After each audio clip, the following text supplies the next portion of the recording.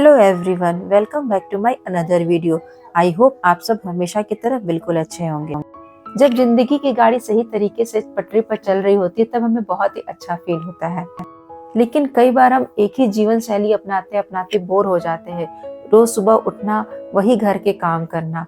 तो कभी कभी अपने जो डेली के काम है उसमें थोड़ा सा चेंज आप ला करके देखिए।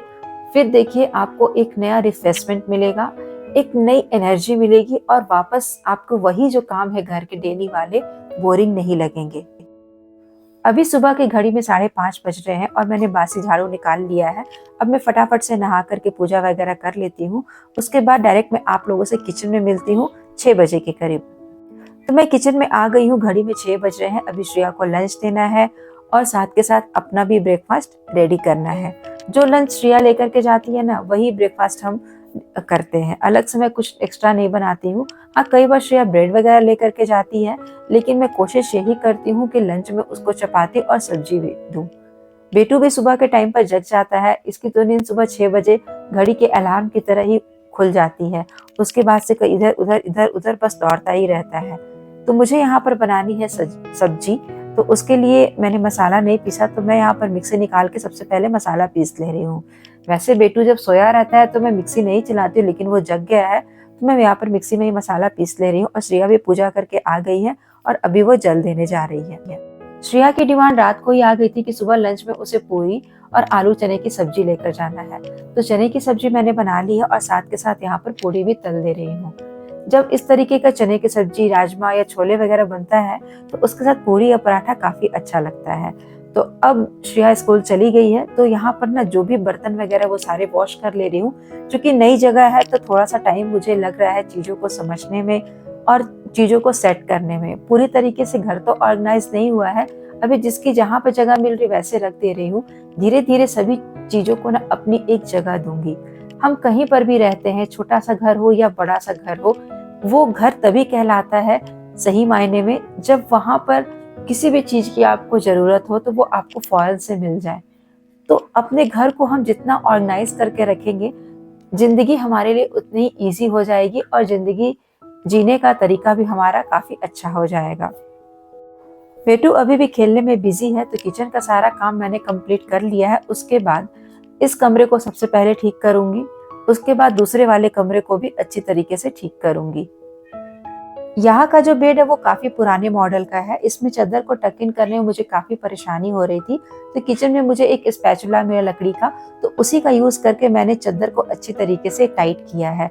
क्योंकि कई बार हमारा जो बेड होता है ना, ऐसा होता है कि वहां पर हम हाथों की मदद से चादर को अच्छी तरीके से टक इन नहीं कर सकते हैं। तो आप किचन में रखे हुए स्पैचुला की मदद ले सकते हैं, उससे चादर बहुत ही अच्छी तरीके से टाइट हो जाता है। हमारे कमरे में सबसे बड़ा जो फर्नीचर होता है वो बेड होता है। तो बेड को आप हो सके तो खाली रखे, सिर्फ 2 तकिया और ओढ़ने के लिए एक ब्लैंकेट रखे। ब्लैंकेट को भी इस तरीके से फोल्ड करके रखे ताकि वो बिखरा बिखरा ना दिखे। अगर बेड पर सारी चीजें बिखरी हुई रहेगी तो भी आपका जो कमरा है वो अनऑर्गेनाइज दिखेगा। अगर सिर्फ बेड को ही आप ठीक कर ले अच्छी तरीके से, तो उससे आपका कमरा बहुत हद तक अच्छा दिखेगा। अगर आपका कमरा छोटा है तो उसमें ना लाइट कलर की चादरें बिछाएं। अगर आपके कमरे का साइज काफी बड़ा है तो डार्क कलर की चादर अगर आप बिछाएंगे तो उससे आपका कमरा खिला खिला भी दिखेगा।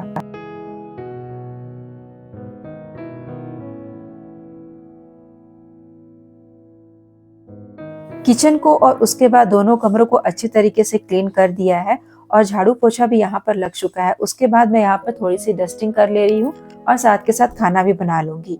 बेटू अभी सो चुका है तो मैं आसानी से तसल्ली से सारे काम को अंजाम दे सकती हूँ। देखिए दोस्तों, घर के जो काम है वो झाड़ू पोछा खाना बनाना ही नहीं होता है। इसके अलावा छोटे बड़े ऐसे बहुत से काम होते हैं जो हम डेली लाइफ में हर रोज करते हैं। अगर किसी भी चीज को आप तसल्ली से या फिर टाइम दे करके करेंगे तो वो चीज निखर करके बाहर आएगी। अगर आप किसी भी चीज को टाइम नहीं देते हैं तो फिर घर आपका कैसा होता है ये आप अच्छी तरीके से समझ सकते हैं। हफ्ते में एक दिन हो सके तो अपने लिए या फिर अपने घर के लिए टाइम निकालिए, जिस दिन आप अपने घर को अच्छी तरीके से क्लीन कर सके। मैं हफ्ते में एक दिन तो नहीं, हाँ थोड़ा थोड़ा जरूर क्लीन करती हूँ ताकि मुझे एक बार बर्डन ना पड़े। क्योंकि बेटू अभी छोटा है तो सारी चीजें मैनेज करना मेरे लिए थोड़ा सा मुश्किल हो जाता है। बच्चे जब बड़े हो जाते हैं, स्कूल जाने लगते हैं, तो उस टाइम को आप अपने घर को क्लीन करने में लगा सकते हैं, क्योंकि छोटा बच्चा अगर घर पे नहीं रहता है ना तो आपके पास काम थोड़े से कम हो जाते हैं। कभी कभी तो मुझे ऐसा लगता है कि घर के काम कितने सारे बढ़ गए हैं, मतलब इतने ज्यादा काम हो जाते हैं कि समझ में नहीं आता है कि कौन सा काम पहले निपटाऊं। तो यहाँ पर बातों ही बातों में सारा खाना मेरा बन करके रेडी हो गया है, और उसी बीच बेटू भी सो करके जग गया है। तो मैं जा रही हूँ उसको फटाफट से खाना खिला दे रही हूँ, ताकि वो मुझे और काम करने में तंग ना करे। बच्चे का जब पेट भरा हुआ रहता है ना, तब आपको वो कभी भी तंग नहीं करेंगे। जब उनका पेट खाली रहेगा तो वो घूम फिर करके आपके पास आएंगे, या फिर हर समय रोते या ठुनकते हुए ही आपको मिलेंगे।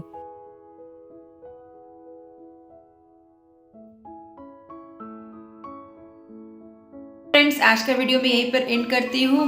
मैं मधु मिलती हूँ आप लोगों से नेक्स्ट वीडियो में। तब तक के लिए टेक केयर, बाय बाय।